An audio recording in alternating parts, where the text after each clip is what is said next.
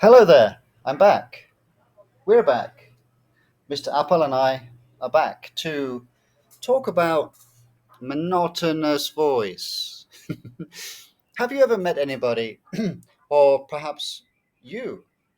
Do you ever find yourself to be speaking in a monotonous voice and the people around you, they just really aren't listening to you because the way that you're speaking is not worthy of their listening and they are bored? That was an example of a monotonous style of speaking. So, if you do ever meet anybody that speaks in this way, or if you personally ever find yourself speaking in this way, then why don't you share some advice with them? And this advice I'm going to give you in this video. So, your voice is connected to your body. And in the same way, if you're stiff when you're communicating, your body is stiff when you're communicating and you're not flexible and you're not, then your voice will also, you'll express your words in a very stiff, monotonous way, right? So if you want to improve your the way in which you express your words, if you want to speak less in monotone and more in a varied and artistic and a colorful way, then work on flexibility. When you're speaking, try to express yourself with your non-verbal hand gestures, for example, right? But don't repeat the same one every time because that will become monotonous, right? So you need different gestures. So nonverbal communication makes up more than 90% of the meaning of our words. Incredible, isn't it, really? We tend to think that the words that we choose to use express the majority of the meaning that is intended. However, that is not true.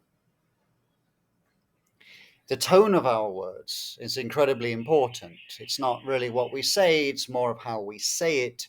And it's not how we say it, but it's also how we express it through our body at the same time. Have you ever noticed how, for example, Italian people speak, that they have a hundred gestures and they're very excitable and they're very eccentric and they're very outgoing in the way that they communicate their words, and as a result, people tend to enjoy watching and listening to them because it's just easier to understand them. You see, and it is the speaker's responsibility to be easily understood. It's not the listener's responsibility to make the effort to understand the speaker. Absolutely not. It's the speaker's job, it's the speaker's responsibility to make themselves clearly understood. So you add tone to your words.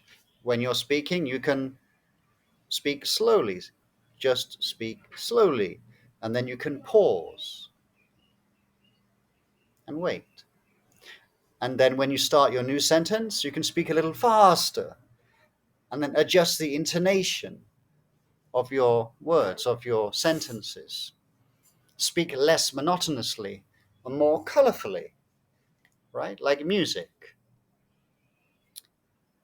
So, if you're not sure how to become more flexible, well, try yoga.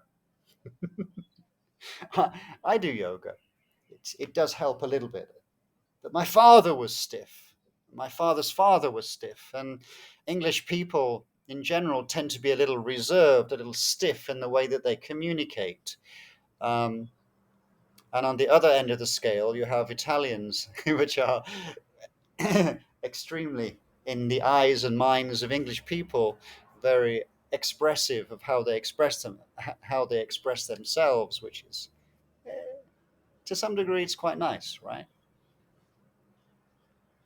But obviously, you need to become you. And how do you do that? By